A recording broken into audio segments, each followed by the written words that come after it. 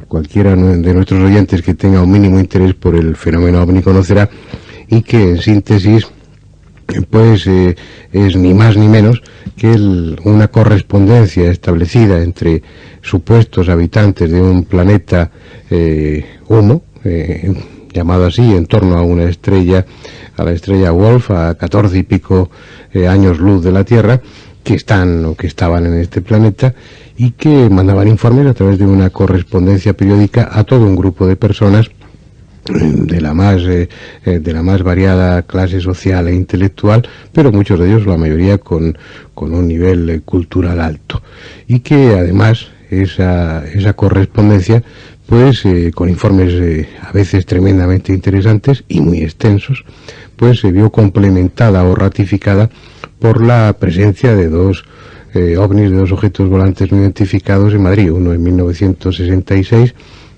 en Aluche y otro en 1967 en San José de Valderas, del que han circulado y están repartidas fotos por todo y fotos. El mundo, fotografías espléndidas. Sí, para los no iniciados habría que decir que todavía quizá puedan ver en las librerías el libro que hizo fortuna de Antonio Rivera y Farriols. Y Rafael Farriols, un caso perfecto. Titulado Un caso perfecto, en el cual se incluían fotografías hechas a ese supuesto ovni, del supuesto ovni que publicaron los periódicos de la época. Creo recordar que Informaciones, por ejemplo, desaparecido periódico muy prestigioso, por cierto. Fotografías también, perdona, de unos cilindros de metal en cuyo interior había unas láminas de plástico con un troquel, con un signo que era el mismo símbolo que llevaba representado en su panza el supuesto ovni. Hay que decir que esos cilindros de los que usted habla tenían el tamaño y la apariencia de estas fundas de termómetro de toda la vida. Pues es lo que han resultado ser. Yo creo que no debemos, extenderlo más en esta especie de prólogo y dejar hablar pues al responsable, al investigador, que gracias a su tenacidad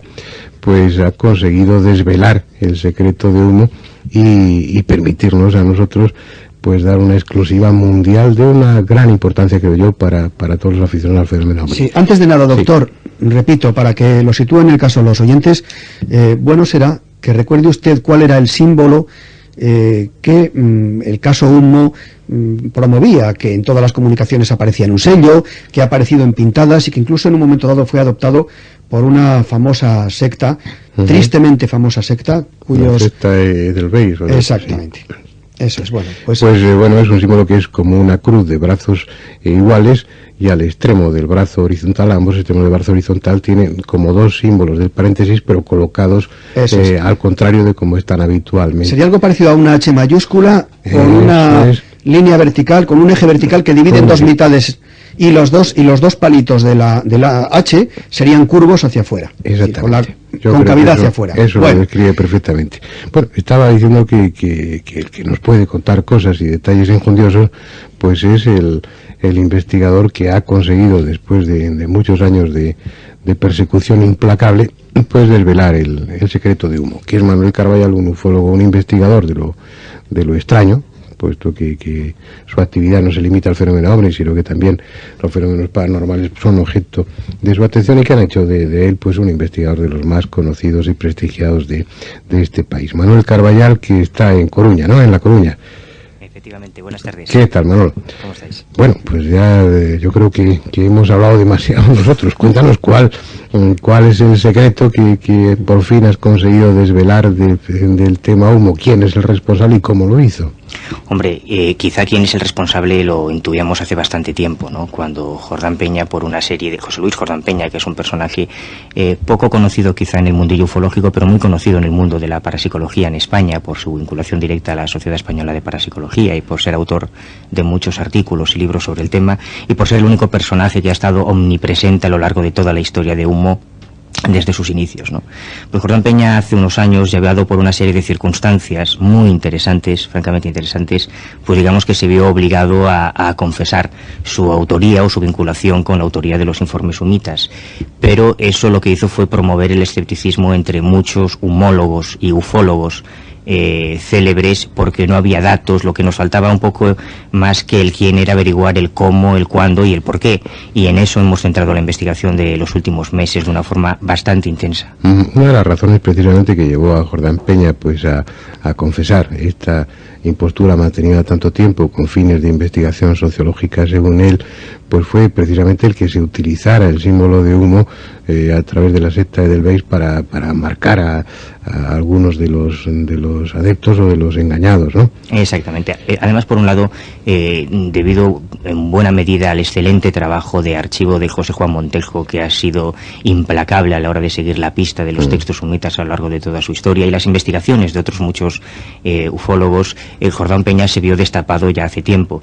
Pero cuando se encontró con cosas como la secta del Weiss, que se basó en parte en sus informes y en su símbolo para aquellas actividades tan tremendas, ¿no?, que llevaba Eddie González, que por cierto acaba de ser liberado hace poco en Palma de Mallorca. Casos como el de los suicidas de Tarrasa, que ese fue un caso que a mí me traumatizó mucho después de 6 meses de trabajo, porque fueron 2 personas que acudieron a la vía del tren, que fueron decapitadas por las ruedas de un tren y que dejaron una nota en su pecho que decía: los extraterrestres nos llaman, y que estaban, sobre todo uno de ellos, muy directamente vinculado a la historia de humo en aquella época. La muerte de otras personas pues un poco hizo ver a Jordán que se le había ido de las manos, ¿no?, aquella fantasía que había creado en los años 60. ¿Ante quién hizo la confesión, Manuel? La primera confesión data del año 93, cuando se recibe una carta muy importante en la historia de humo, porque da un giro de 180 grados al tema. Ahora hay otras personas detrás de lo de humo que han tomado el relevo y que son los autores de las últimas cartas y que están intentando reorganizar un grupo de...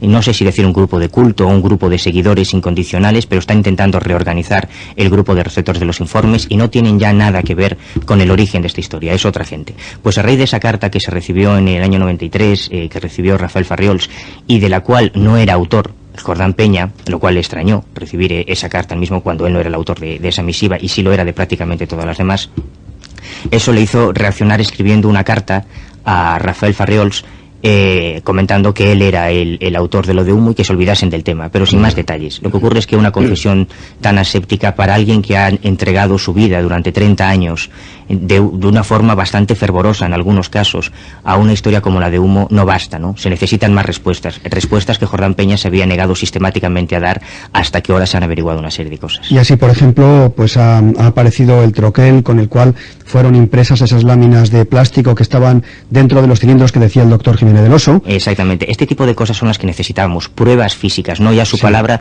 sino algo que demostrase cómo había hecho tu caso. Sin embargo, yo querría señalar lo siguiente.